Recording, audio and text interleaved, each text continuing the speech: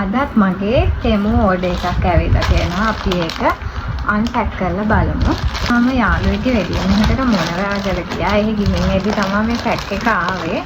දැන් තමයි ගෙදර ආවේ.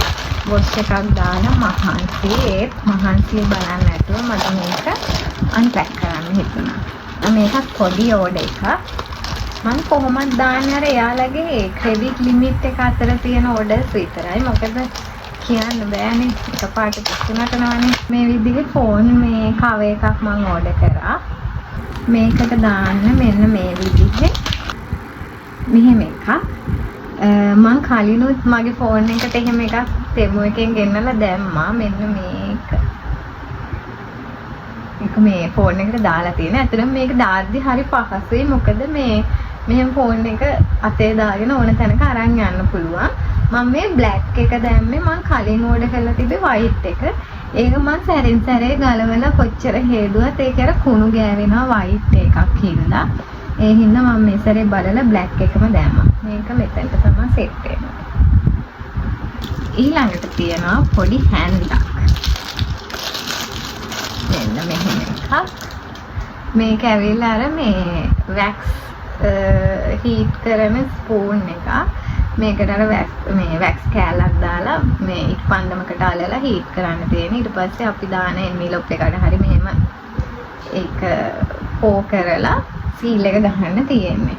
වෙන ඒවටත් ගන්නව ඇති.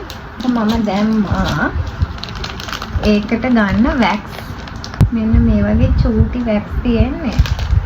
ඒක මේකට දාලා මේක මේ හීට් කරන්න තියෙන්නේ.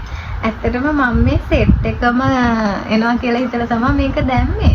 හැබැයි හැන්ද විතරයි ඇවිල්ලා තියෙන්නේ. ඊට පස්සේ මම ආයේ මේකේ අර ස්ටෝ එක වෙනම ඕඩර් එකකින් දැම්මා. ස්ටෝ එක ඕන හින්දා.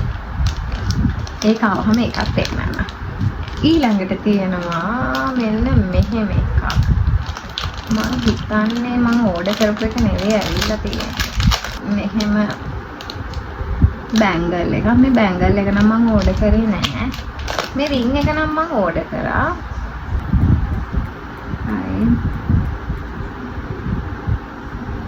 මේ විදිහට තමයි රින් එක එනවා කියලා තිබ්බේ.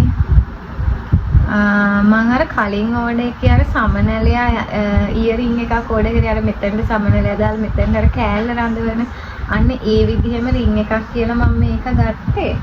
ඒ වුණාට ඒක ඇත්තට සේෆ් නෑ වගේ අපරාධ. ඒකෙන් දෙකක් තියෙනවා. ඔච්චරයි මගේ තෙමු ඕඩර් එක. මේ ටිකටත් ඉතින් අර මිනිමම් කොස්ට් එක තමයි ගියේ. මේ ඕඩර් එකත් සති එකමාරෙන් වගේ ආවා. ඉතින් දැන් තෙමු එකේ ටක් ගාලා ඕඩර්ස් එනවා. තව ඕඩර් එකක් දාලා තියෙන්නේ. ඒකත් ආවම ඔයාලට අරගෙන එන්නම්. එහෙනම් මං ගිහින් එන්නම්. බයි බයි.